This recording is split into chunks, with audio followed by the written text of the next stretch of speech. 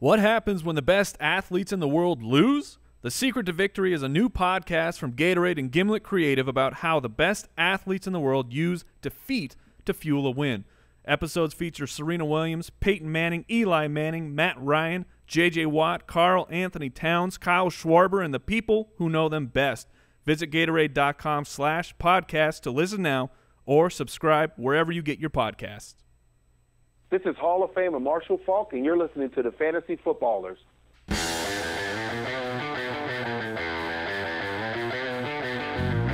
Welcome to the Fantasy Footballers Podcast, coming to you from the Redraft Studios with your hosts, Andy Holloway, Jason Moore, and Mike Wright.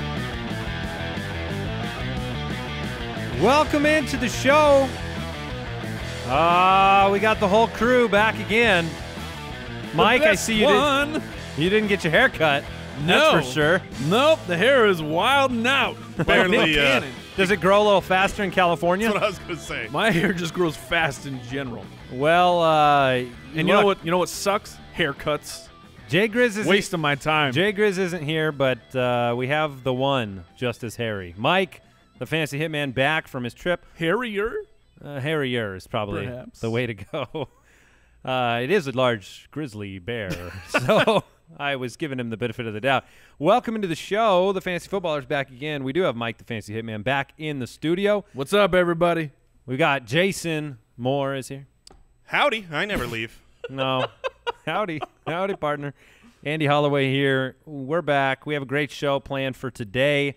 We're talking old. We're talking bland. We're talking undervalued players. And we're going to look back at last year. That sounds terrible. Well, it's terrible unless you draft some of these guys and they help your fantasy team. This is So you're like saying the, it's helpful. It's like the buttered noodles. What? The buttered noodles On of earth? your fantasy team. It's a little bit bland, but you know what?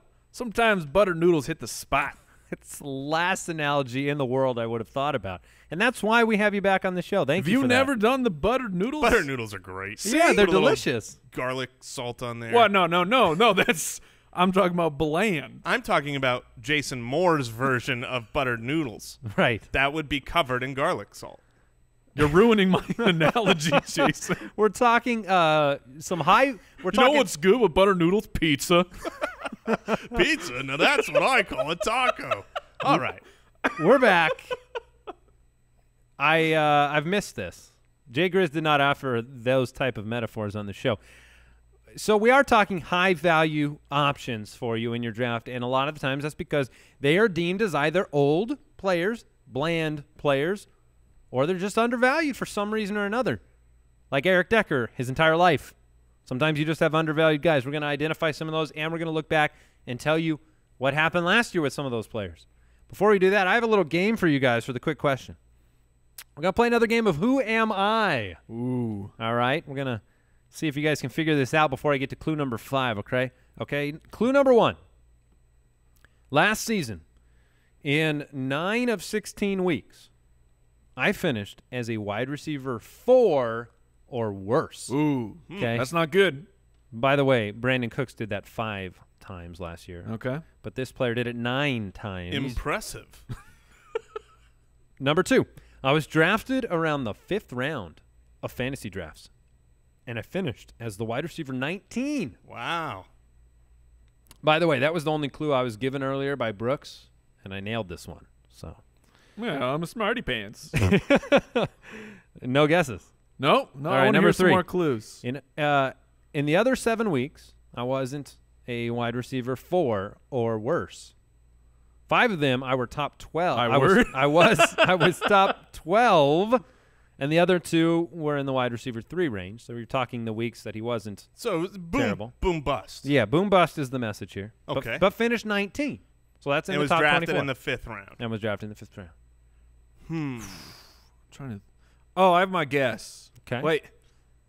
I don't know if I'm on it all, but I'm gonna go with Doug Baldwin. Okay, that's a good guess. I think Baldwin. Doug Baldwin finished ahead of wide receiver 19. Yeah, no, and I feel like he was more consistent than that. That's just the only name I can come Yeah, up I'm with. trying right to think now. of a guy that finished around there. Let me help drafted. you How out. about Emmanuel Sanders? No, it's a Oh, good, that's it's pretty a good. good guess. That's wrong as well. Sweet. I've topped 90 receptions each of the last 3 years.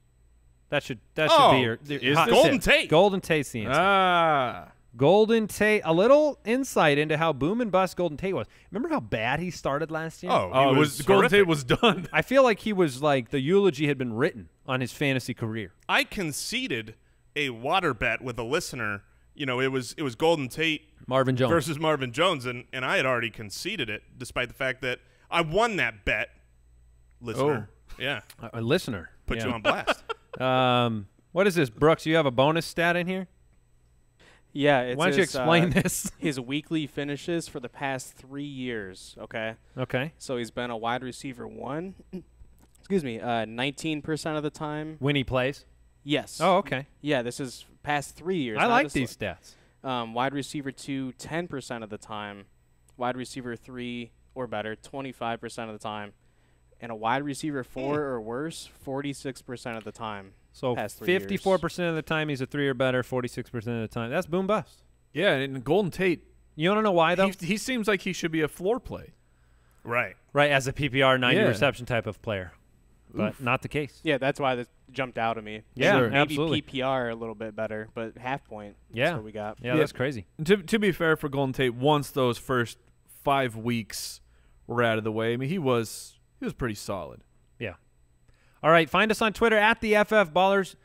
If you have been following the show, you noticed we had a 3rd episode last week. On Saturday released Trace. So we have 3 episodes a week now in July, and before you know it, it'll be August, and we do 5 shows a week Oh, my goodness. starting in August, and I'm excited. I woke up on Saturday, I rolled over in bed, and I looked at my wife longingly, and I said, I miss football. How'd Yeah. you take that? She was like, yeah, that makes sense. That makes sense. You do talk about football for a living. So, yeah, check us out on Twitter. You can check us out on iTunes. Leave us a review if you are so inclined. Also, head over to footclanvote.com. Vote for us for the People's Choice and Sports categories. Do it. Yeah, look, you know Mike, what? Mike said so. The news has been coming out. Foot Clan assemble. The news has been coming out that we are in the most difficult category for sports. So, yeah, we would appreciate it. If you enjoy the podcast, go to Foot Clan Vote and make sure you vote for us. There's a little checkbox on there that says, I'd like to be considered as one of the final voters. And if our listeners check that box, you may be one of the people selected for the final vote for the actual winner. So we appreciate your support of the show. And we try to show that every month, like footclangiveaway.com, where we're giving away a signed T.Y. Hilton, Tevin Coleman, Tyreek Hill jersey this month, a DFS pass, and your very own Jay Grizz. It's too much. I don't think you were in the office when we decided to give away that Jay Grizz. I was Mike. not. That was a big surprise to me. Pretty nice, though, right? Wouldn't you like your own Jay Grizz? I would love my own Jay Grizz. All right, guys, let's get into the main event here. We're going to skip the news because I think we're going to cover some of it during the main segment of today's show, and we can get into more of that later this week. So let's do it.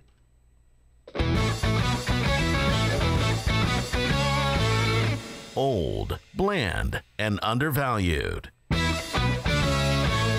Pop Goes the Weasel, huh? Cult classic.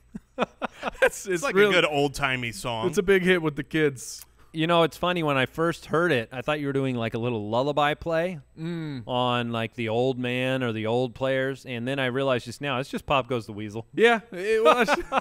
I was trying to spice up the old and bland players. Sure. yeah, And that was a how- little bit of garlic salt right there.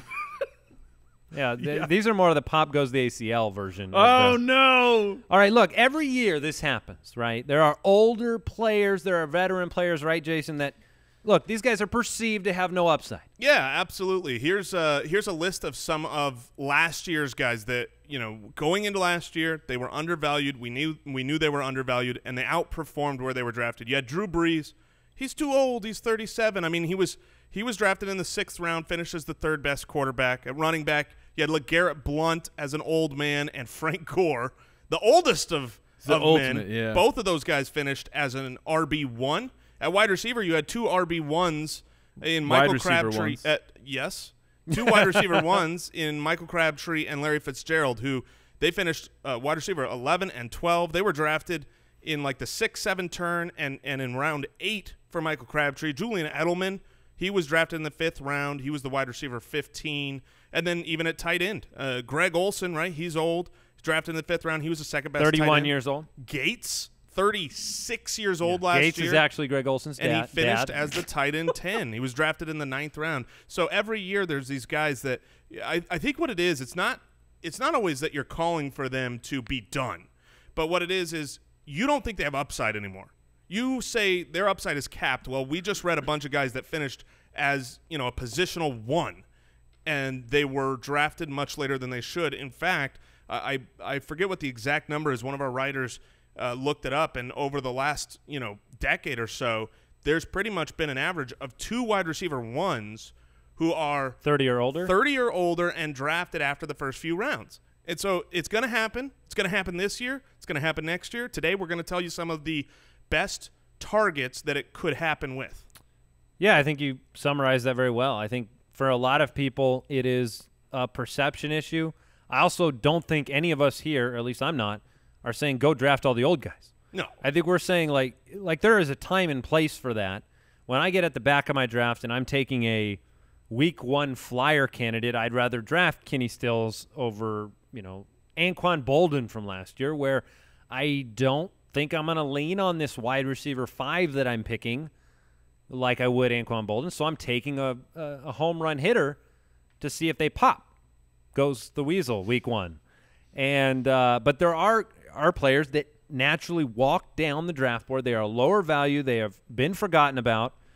And so we want to talk about some of those targets. And the first one that jumps out, we already brought him up from last year, so I want to know your perception on him this year, and that's Larry Fitzgerald. Larry Fitzgerald is perceived as probably all 3 of those old, probably bland. He's for sure old. He's not probably old. Well, he is old, and the bland comes from, look, he lines up on the slot. He is a possession receiver. He's not the high-flying outside guy like he used to be under the Kurt Warner era. So Larry Fitzgerald, ho-hum, I just keep coming out. I put up a number 12 overall year last year, number 9 the year before. But how long will Carson Palmer go? How long will Larry Fitzgerald go? I don't think anyone is calling for Larry Fitzgerald to repeat as a wide receiver 1. If you look at last year, towards the second half of the year, he was not really that great. But he is definitely undervalued. He's going in the 7th round, and he led the entire NFL in receptions last year. If you're in a PPR league, he's a guy that will give you that weekly floor, and you can get him late. You don't have to worry about, okay, what if he underperforms and he's a low-end wide receiver 2? You're getting him in the 7th round. Yeah, that's fine. That's great. Now, how do you feel about Larry? He kind of did this 2 years ago as well. Was great to start. Things kind of fell off towards the end of the year, especially for fantasy purposes. Now, Carson Palmer was a bit erratic throughout the season, but Carson Palmer was quite good towards the end of the year. You're talking 3 top 12 performances out of the last 5 weeks. That didn't really coincide, though, with Larry, because Larry really struggled for fantasy purposes towards the end of the year. Is Larry a guy that perhaps you were drafting him, getting that value of the 7th and 8th, let him have a couple big weeks, and then you would try and move him? Or do you feel like we can have a better year from Larry? The offensive line in Arizona should be better this year. So do you have more belief in Carson Palmer sustaining Larry for an entire year? I think that's a really good thing you bring up, because one of the things we do see pretty often every year is that some of the older players, they can come out on fire. Those are fresh. Matt Forte, Larry Fitzgerald last year, and maybe they don't have everything in their body to keep it up the whole year. So I would look to move him if he's been on fire. If he's a wide receiver 1 in week 5, yeah, I would probably look to move him. Just to add to that, I think one of the reasons that happens as well, and will happen in Arizona again this year, is it's going to take time for Jerron Brown to come back from an injury, for Chad Williams to come in out of the NFL draft, for John Brown to get back in the flow of things. From a reliance standpoint, I would imagine Carson Palmer is going to be leaning on Larry Fitzgerald earlier versus late, because he's going to build a rapport with those other players over the course of the season. That's a good strategy. I would also say if you get him very late, if you get him at a great value, you can start him in the beginning of the year, and he can be a roster solidifier for your team as a wide receiver 3. So that later in the year when you need the spot start, who would you rather? I'd love to roll Larry Fitzgerald out there on the bye weeks when my 1 and 2 are taking a seat, that's a very strong PPR play for a guy that you can expect 90 to 100 catches from. Right, but I'm saying you're not buying into we're going to get a full solid season from Larry. I think you're going to feel it the same way you would have felt it with Frank Gore, in the sense that you might end up in that top 50. Frank Gore last year was actually very consistent. He was fantastic. He was 2 years ago, he didn't feel like a running back one despite finishing as the 12. But last year, I mean, Frank Gore, he never had a week that was outside that, top 24, here's the but example. He also had so many weeks where he was not a 1. Yeah, he just finished as a 1. The year as a 1. He only had 2 weeks where he actually was a 1. Well, let's talk Frank Gore because he's our next let's move guy to Frank on Gore. the list. 7th round, Frank Gore. I have drawn away from him a little bit, but he's still a player that it's ridiculous he's going this late as a starting running back in the NFL. And it's only because he's old. Yeah. That being said, he's very old. He's going to be 34 years old this season. However, look, I'm a dynasty owner of this. Not something, this isn't a proud moment, but I'm a dynasty owner of Frank Gore. you did it. I'm a dynasty owner of Frank this Gore. is like one of those groups. Hi, my name's Jason Moore, and I'm a dynasty owner I have of Frank Gore. in Dynasty. Before the draft, I was trying to unload him for chips and salsa for absolutely anything because I assumed it was a locked and buttered noodles even. Well, certainly. He is buttered noodle. But I was certain they were going to address the running back position, and they did not. So he is clearly still the guy that's going to be getting the work with what should be a very good offense with Andrew Luck. That's rare to get, the starting running back at any age for a great offense in, again, the 7th round. Yeah, it's really about the round for me. I mean, last year I think he went around the 6th round. He's dropped another round, as he added another candle to the birthday cake. He did not end the year in a way that made me very encouraged. I thought Turbin took a lot of goal line carries.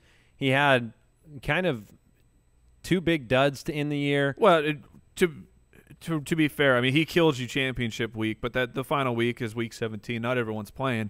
But in the playoffs, I mean, you're talking 17. 2 good running defenses, finished 17th against Houston and 17th against Minnesota. 10 times he was a running back. All right, let me ask you this better. question with Frank Gore. I'm going to read you some players being drafted ahead of him right now. I want to know if push came to shove, you'd rather have Frank Gore on your roster, okay? Would you rather have Frank Gore or would you rather have Bilal Powell on your roster? Frank Gore. Ooh, I lean the Gore side as well. I leaned Powell. Okay, what about Dalvin Cook or Frank Gore? I'm going to take Cook. I think that one is, not to be a cop-out, but Frank Gore is a true roster construction yes, type he of certainly guy. is. If I need someone that I can rely on, I've stacked okay, my LeGarrette wide Blount. receiver. LeGarrette Blount's a much better example. Perfect example. Without a doubt, it's Frank Gore. Ooh, I think I would take Blunt there. What about you, Andy, on that I would actually take Gore in that situation. Man, I would take Frank Gore over Dalvin Cook, though. Okay, what about let me see who else is going in front of him. What about Spencer Ware or Frank Gore? I'll take Ware. Yeah, I think I would take Ware as well. His upside is there, and he should get the start to start the year. The reality is this. If you're building your team and you get to that 7th round, or really it's not a matter of 7th round, it's a matter of like that 4th round where maybe you've grabbed, you've got one running back and you've got a couple wide receivers that are really good, and you're looking at, okay, I've got to grab these kind of garbage 4th, 5th round running backs that I don't really love, a Carlos Hyde that you don't want. You might not want to draft him, and sure, his upside is better than Gore, but you can look at the draft board and say, well, if I just wait a couple more rounds, I can plug Frank Gore in there, and in the meantime, be grabbing assets I really like at wide receiver, or maybe take that flyer on that, great tight end if he's dropping, something like that. Here's what you do. When you're in the draft, you're online live, it doesn't really matter as long as you have a computer. Once the 5th round starts, pull up some Frank Gore highlights on YouTube. Just start getting yourself jacked up for Frank Gore of what he has done. You're like, oh, look at Frank Gore delivering punishment. I don't care if it was 8 years ago Frank Gore, because he's still going to give you fantasy value. So just start getting excited You would for think Frank Gore. with a name like Frank Gore, I mean, it's devastating. you would have a higher average draft position just on the name alone. It's not Paul Perkins, right? Yeah, Frank Gore is a comic book character. Yeah. He's And I'm impervious talking, to age. He's and you know what? impervious to age. Yeah. He's a Marvel character. He ain't no DC character. All right, I want to bring up one of my favorite, I don't know if you call them sleepers, maybe high-value players, Pierre Garcon. Yes. Right now, Standard League ADP of basically the 9th round, a PPR ADP slightly higher, basically the 8th round. Last year, he was undrafted in Washington. Tons of players drafted ahead of him last year that he outperformed, guys like Will Fuller or Tyler Boyd or Philip Dorsett. It's funny because you see those names and you say, ooh, maybe they're gonna run really fast and catch the ball. But not the consistency level of Pierre Garcon that we saw last year. Now, he was not a premier piece of that offense, and he's older. So now he shifts. He's the presumable one in San Francisco. New offense. An offense he's been in before. What do you think of Pierre Garcon's potential to soak up I look at him as a guy who can soak up targets, soak up receptions, still has some of the best hands in football. If you look at the stats from last year, he was at the top of the league in terms of the least amount of drop passes. So Pierre Garcon in the 9th round, what am I missing? You're not missing anything.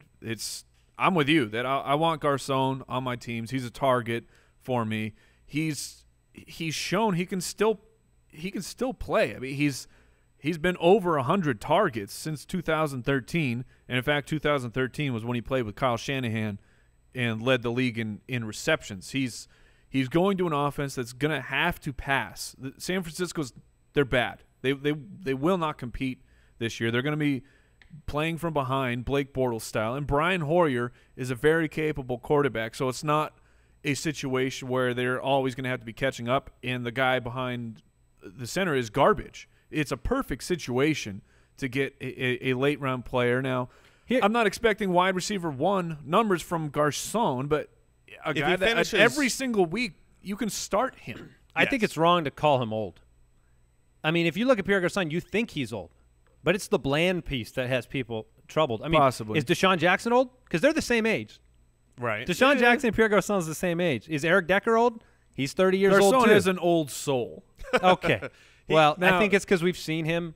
But He's been around since he's 23 years old. That I'm going to need to measure this. Because I don't know An if this old soul. he enjoys sitting by a fire. Werther's original buddy of mine? Possibly. Quite Yeah. possibly. Now, when Garcon switched from the Colts to Washington, when you guys saw him in the Washington uniform, because this happened to me, I went, wow, why he looks very large. Did you have that? You mean that epiphany moment? He just looked bigger. He's built a lot like Anquan Boldin, where he's just thick all the way through. You know, he catches the ball, strong hands. No, I didn't have that perception. Yeah, I didn't either. What happened to me? So I want to see him in San Francisco. Never had more than 6. It's just like Groundhog Day. If he looks small in a 49ers uniform, I'm not drafting. What's his career high in touchdowns? Do you know he's not a touchdown guy. It looks 6? like 6. It's 6. Yeah. Yeah, Well, I mean, the reality. It was a quiz, Mike. You weren't supposed to look it up and then tell me. The reality I is apologize for giving analysis. the wide receiver 1 for Kyle Shanahan usually does well. If Pierre Garcon finishes the year as a wide receiver 2 in fantasy, I'm not going to be surprised at all. I think I've got him just outside that range, but he is currently going as the wide receiver 40. I got a water bet. 40th wide receiver off the board. So I got a great water bet. I can't fathom. I cannot see a situation, barring injury, where Pierre Garcon does not finish inside of the top 40. So I think you're drafting him at his floor. It doesn't cost you much, and he could end up, as a wide receiver 2 this year. What's your water bet? Pierre Garcon or Jeremy Maclin? Oh, Maclin. So, Brooks, you want in this one too? Oh, Yeah, it's a 3 I'm in. three Who on are 1. you taking? I want the Garcon side. Yes! Oh! It's a 2 Yes! on 2. I didn't see that one coming. It's a team bet. Water bet. Done deal. Yeah. We have an article up on the site. Ben Cummins wrote it. If you want some more Pierre Garcon nuggets of why Is it he hype? Yes. Oh, excellent. Is the path Then I'll read it. the path to a wide receiver 1 fantasy season. All right. Hey, before we move on to my favorite old, bland, and undervalued target in this entire list, I do want to remind you to go right now, this minute, check out ultimatedraftkit.com. This is our labor of love for the entire offseason. This is better than any magazine you'll buy in the store because this is updated daily. We've been making tweaks. We've been adding features. The Ultimate Draft Kit is the absolute best tool that you can use to dominate your draft, and the drafts are coming, people. They're on their way. I got a postcard. They said, I'll be here soon. Oof. The drafts are coming. We've got stat projections for every single player. We have over 100 player profile videos, tons of reports. One of my favorite things, I pull it up in the show all the time, are the consistency charts, the fantasy finish charts, where we see at a quick glance how a player finished every single week of 2016 and how they finished every single season in fantasy football. And, of course, much acclaimed Matt Harmon's reception perception, locked and loaded with the top 50 wide receivers inside the Ultimate Draft Kit, and a ton more. So check it out at ultimatedraftkit.com. Jump in there now, because if you get in now, you take advantage of all the information right now today, and then every update that happens here through the end of August. So very excited about what we have there. The feedback's been great. Brooks bought 2 of them. I mean, Brooks is all about the Ultimate Draft Kit. Oh, yeah.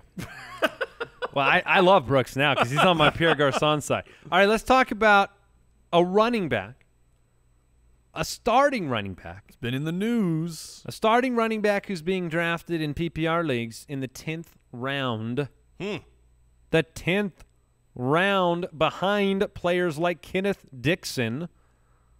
Isn't he suspended for a couple games? 3. Yeah. Wait, no, 4. DeMartin has 3. Behind a backup like Derrick Henry.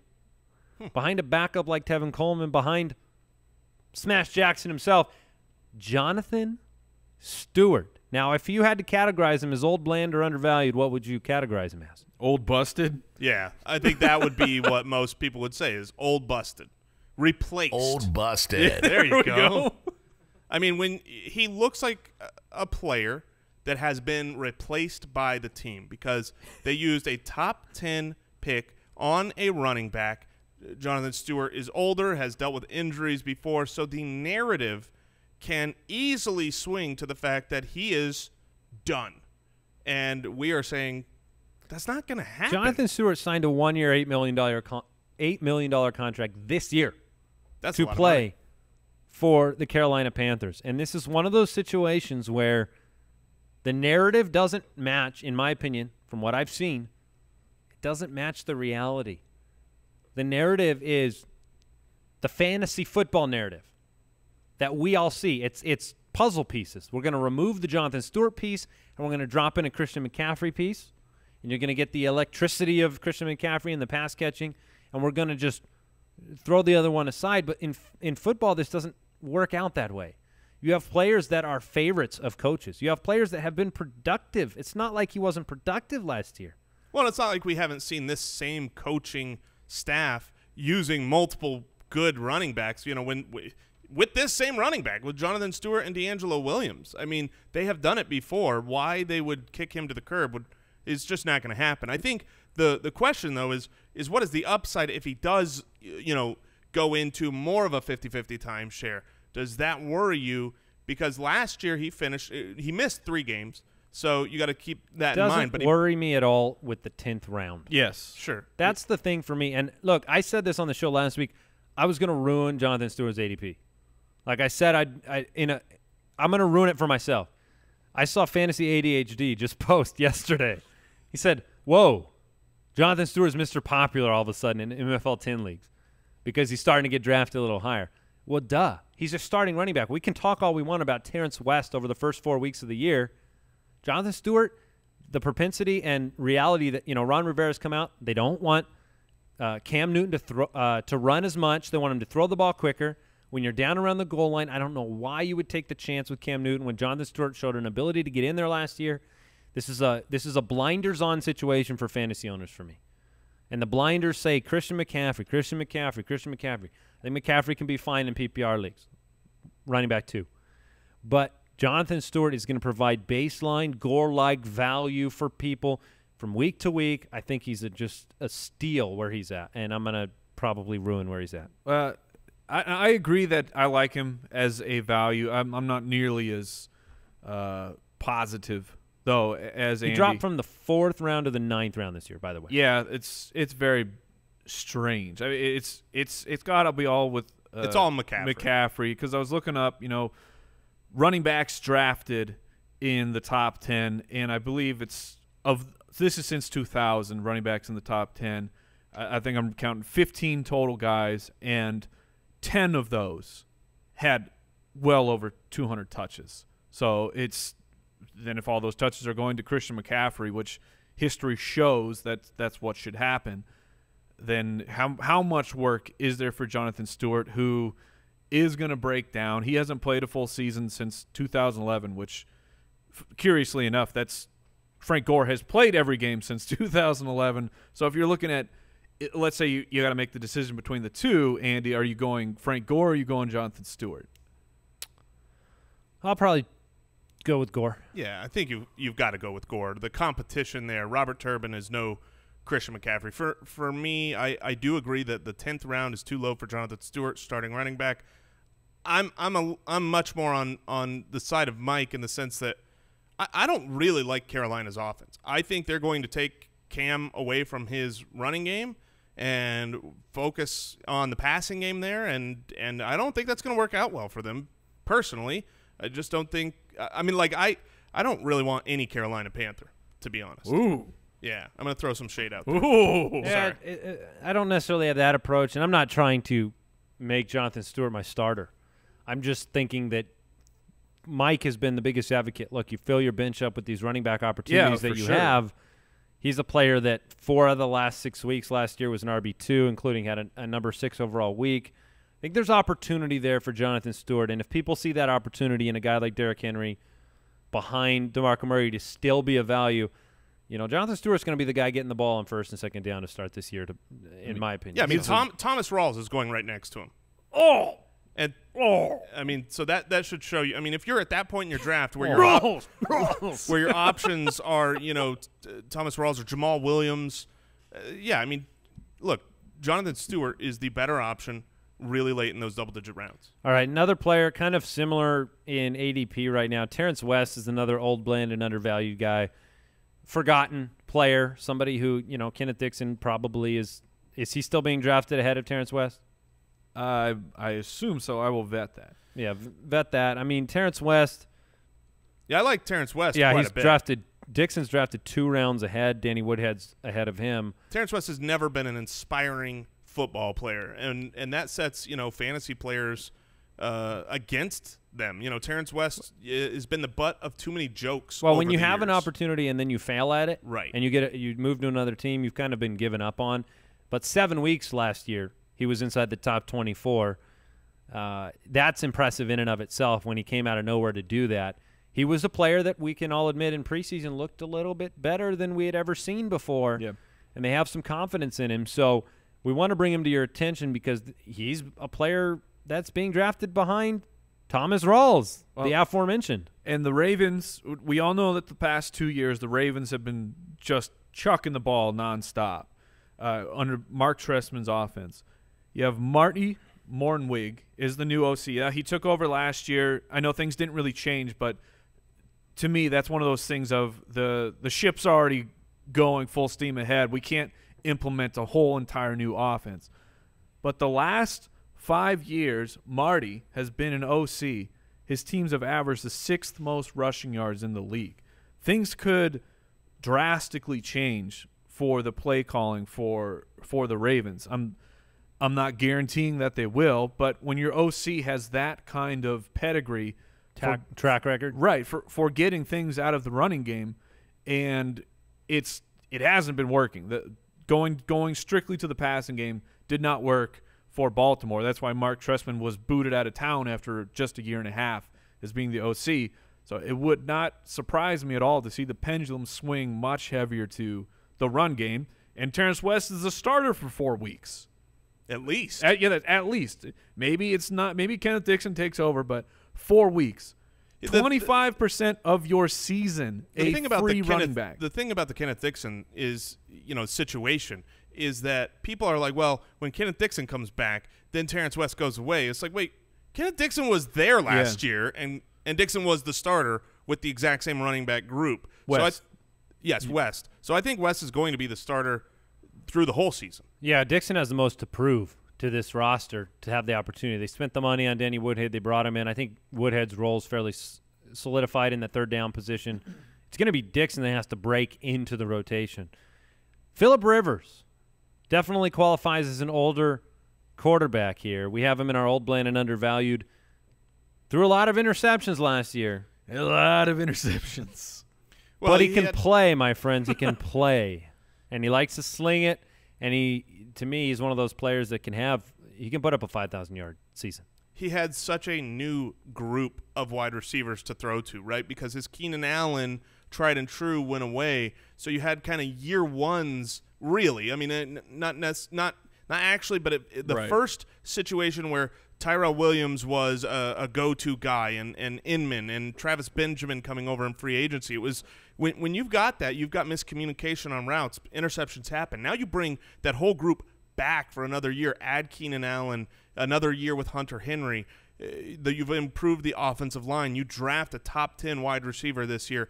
Phillip Rivers, you look at his consistency over his career and pretty much over the last decade, 7 out of the last 10 years, he's been a QB1. I expect him to be a QB1 again this year if you're in 6-point per touchdown leagues. And he's older and he's unsexy, and so he's dropping in drafts. Also, he makes the worst faces in all of football. I put him against anyone. Eli? I mean, yeah, Eli's up there. He would be, if this was like tournament style, they'd be near the championship, but Phil Rivers. In 6-point leagues, I have Phillip Rivers with more fantasy points than Dak Prescott, Derek Carr, Cam Newton, and Jameis Winston.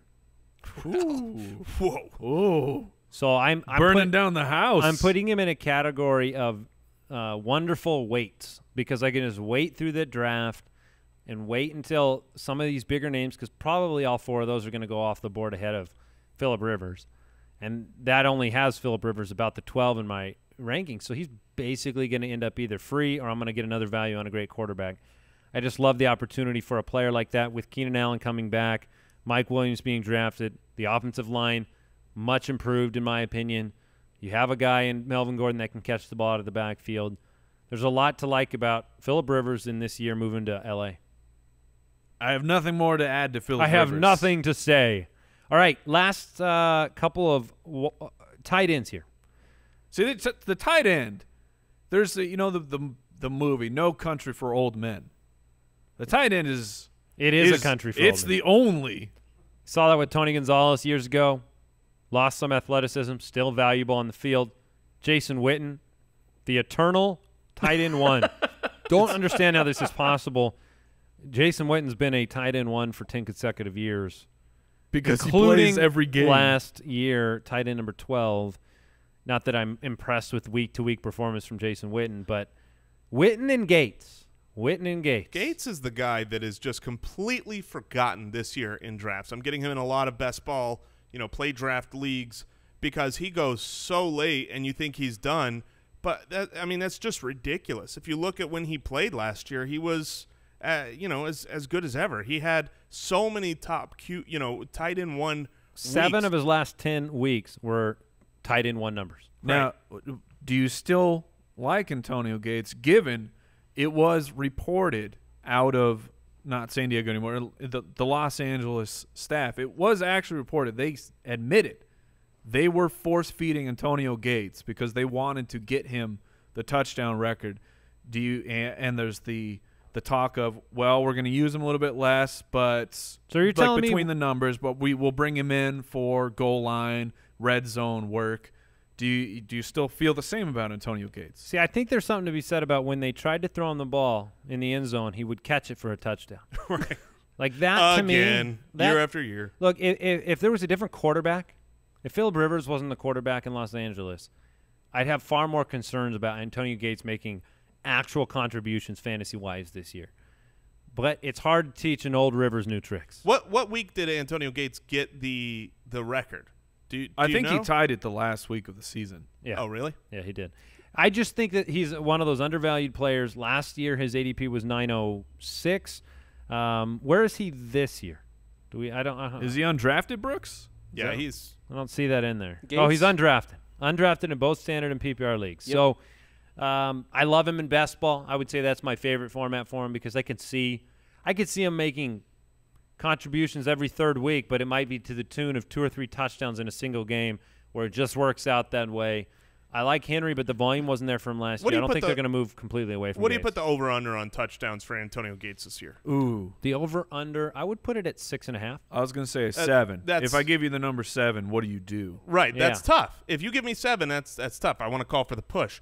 The point is, this is an undrafted guy who's literally, I mean, he's, the probably the 20-plus tight end taken off of best ball leagues. And when you don't have to predict which week those touchdowns are coming, you compare that to the other guys going around him who are going to end up with 4 touchdowns in the year, never break into the roster, never get you any fantasy points. If you're in best ball, Gates is delicious. Well, what about redraft then? Are you okay leaving your draft with Antonio Gates as your starting tight end? No, I'm not. I think I think No, I don't think I – see, this is the problem. Let's just talk about it philosophically, okay? Because everything we're saying is true, and I believe it all. But at the end of my draft, I feel better going into week 1 with an upside play, a breakout tight end, Eric Ebron. Like, I'd rather go into week 1 with Eric Ebron than I would Antonio Gates. Yeah, and there's other guys. So it's like more about deeper leagues, best ball leagues, and opportunities for, okay, Ebron doesn't pan out weeks 1 and 2. Where do I turn?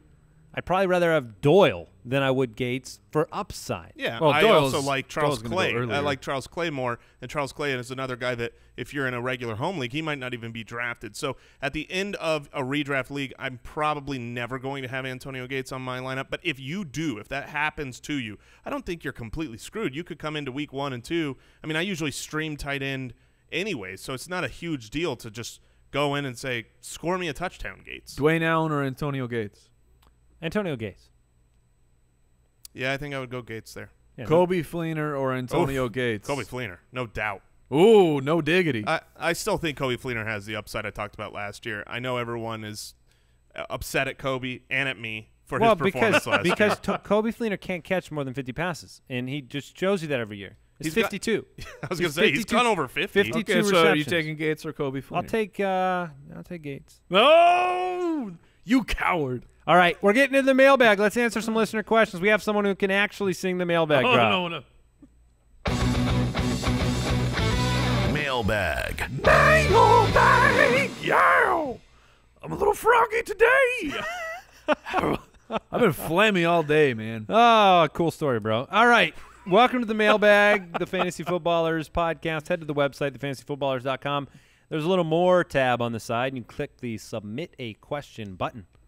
Those questions, they come right to us, right here on the desk. That's the sound? Yeah. We make Brooks type them up on little postcards and throw them at us.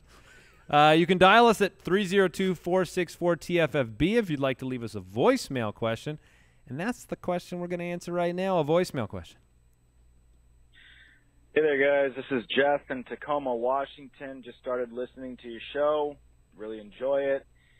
I'll be quick about this. All the talk about when to take players, and, you guys are always talking about how the price is too high for this player or that player.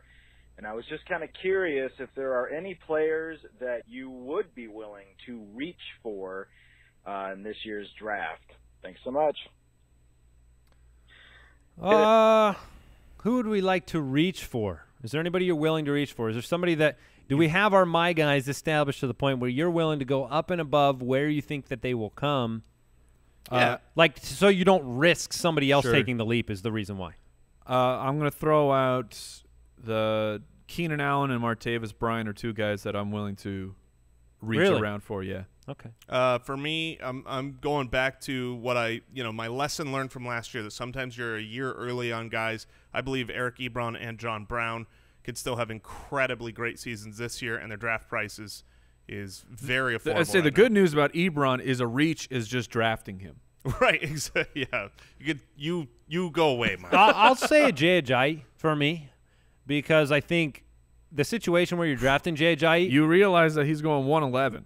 Yeah, I do. But here's my point. The point is that you're in a position there where you have to maybe go away from ADP and take him over to DeMarco Murray or take him over Jordan Howard, and I'm willing to do that. And so to me, that's a reach because I have to make a decision between those players. Ooh, Jeremy Maclin. Yeah, Yes. I'll take Jay Ajayi over Jeremy. I Maclin. get Jeremy Maclin. I That's reach hot. for him over his ADP every draft right now. No, go ahead. Go ahead. Well, All right. Petey Pablo says is running North Carolina. Is running back Marlon Mack a good option late rounds in PPR? It's a good question. I can't believe Petey Pablo listens to the show. What do you think, Marlon Mack? Nah.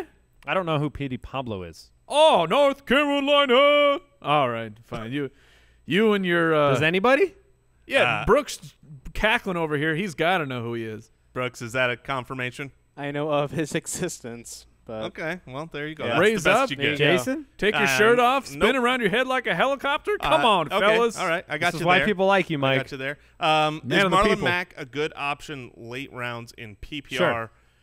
There are other options I would prefer. If he breaks out, great. Then yes. He's a good flyer. But He's a I'm good gonna flyer. If he breaks out, then he was a really good exactly. My point is, I'm not predicting the breakout. No, I don't think any of us are.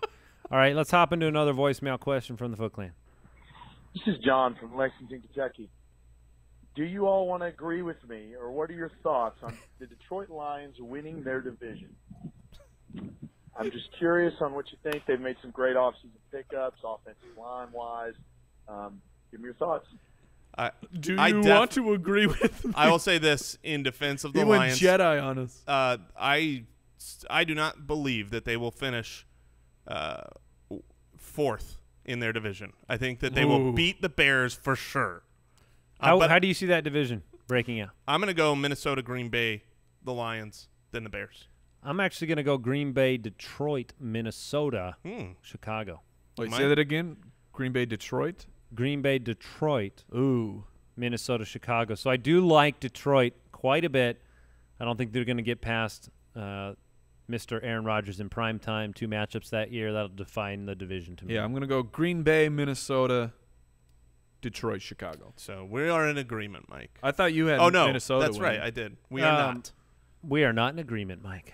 Handcuffing C.J. Anderson. This is a question from Nathan in Orlando, Florida. Is it better to handcuff Anderson with Booker or roster someone like Jalen Richard or Jamal Williams? Look, I'm not really happy with either of those situations, really. Yeah, we don't like to draft handcuffs. If you want, I would rather have. You got Jamal Charles in the mix right now. Jamal Williams, at least when you draft him, if it came out and in week 1, they could end up just saying, okay, you're way more involved than we expected. I don't think that could happen over Marshawn Lynch with the Jalen Richard. It certainly is not going to happen with Booker. I don't even know that Booker would be the right handcuff. You've got Henderson that's looking good. Who knows what the health is of Jamal Charles? So I would stay away from any kind of handcuffing of C.J. Anderson. Yeah, I would not draft the handcuff if you are wanting the backup for Oakland. Just as that, well, what if Marshawn is not actually healthy enough to play? I would be grabbing DeAndre Washington. Yeah, I prefer DeAndre. All right, here's a question from Roxanne. Thank you. Am I the only one hooked on a Thielen? No way. Oh, goodness, no. We love Thielen. There's a reason I put Minnesota at the top of my list. There's only one reason. There's a lot of reasons. Whoa. Come on, Ryder. Could you not find the other drop? No, I couldn't. That's the hype train, though. All right. All right, so you guys like Adam Thielen? Yes, I like Adam Thielen. He's less than Diggs? Oh, yes. Yeah. He's less than Diggs. He's a wide receiver 3, but the excellent thing about Thielen, late in drafts, you've already seen the proof that he can just go bananas on a team. He's tall. He's fast. They paid him. Yeah, there's a lot to like in Adam Thielen. John Hicks wants to know who has the most fantasy championships amongst the 3 of us. Or, I'm sorry, Jason, Mike, Andy, or Jay Grizz. It's definitely Grizz. He's undefeated. Most fantasy championships amongst this group. Assuming this is only in the leagues we play in together. I thought you were going to say the league. That would be assuming it's only the ridiculous. leagues we play in. So I've got 2 right now of those. I've got last year and the year before. If it's only the leagues we play in Yeah, together, we're all then about I the think same. we're tied. We're all about the same. All right, that is it for today's episode. Thanks for tuning in. Make sure you check out playdraft.com/ballers. Get this. If you are into best ball, which we mentioned it on the show, there's no better place to play than playdraft.com. If you go to playdraft.com/ballers, you get a free entry into a best ball league, courtesy of, well, us. We give you that. It's our gift to you. So And if you want to check it out, make sure you check that out. Make sure you're on the lookout. Possibly later today, I am going to be doing a best ball draft on the Periscopes. Are you inviting people to? We're going to open it up to fans, so make sure you follow myself and all of us on Twitter. You don't know where the link is coming from. It's a mystery. Goodbye. Thank you for listening to another episode of the Fantasy Footballers Podcast. Join our fantasy football community on jointhefoot.com and follow us on Twitter @TheFFBallers.